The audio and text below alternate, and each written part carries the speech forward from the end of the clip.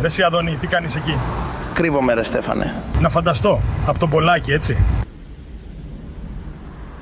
Αυτά τα $500 είναι δικά σου. Πού? Για ποιο λόγο? Μου τα δίνεις αυτά? Για να με πας στο Υπουργείο Υγείας με το ταξί σου το συντομότερο. Θέλεις να γλιτώσεις από τους νίτζα του Πολάκη? Έγινε κάτι, θα κάνω για σένα.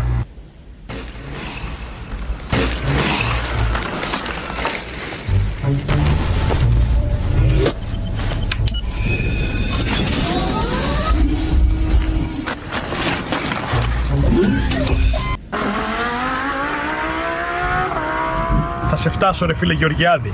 Σε 5 λεπτά θα είσαι Υπουργείο Υγείας, ενώ άλλοι θα έκαναν μισή ώρα.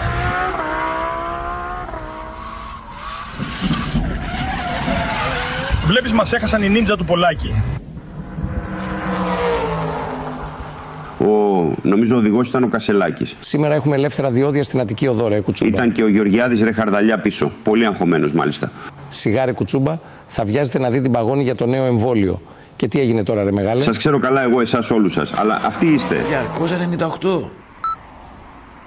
Προσοχή, με υπερβολική ταχύτητα έχουμε όχημα άσπρο, με οδηγό τον Κασελάκη και συνεπιβάτη τον Γεωργιάδη.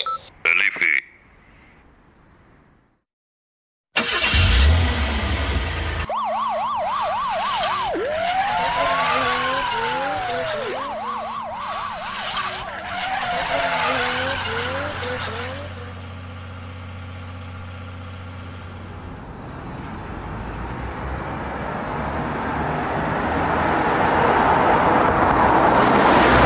Κυνηγάει τώρα η ιδιωτική αστυνομία του Κούλι. Θα δεις όμως πως θα τους ξεφύγω.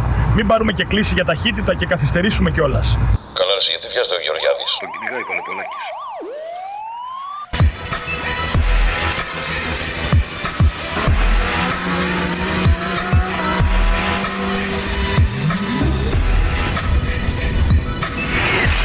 Κασελάκη, είσαι πρώτος ρε. Ξεπέρασες και το τράινο της τρένο ΟΣΕ. Φτάσαμε Γεωργιάδη στο Υπουργείο Εργασίας σε χρόνο ντετέ. Εδώ κατεβαίνεις.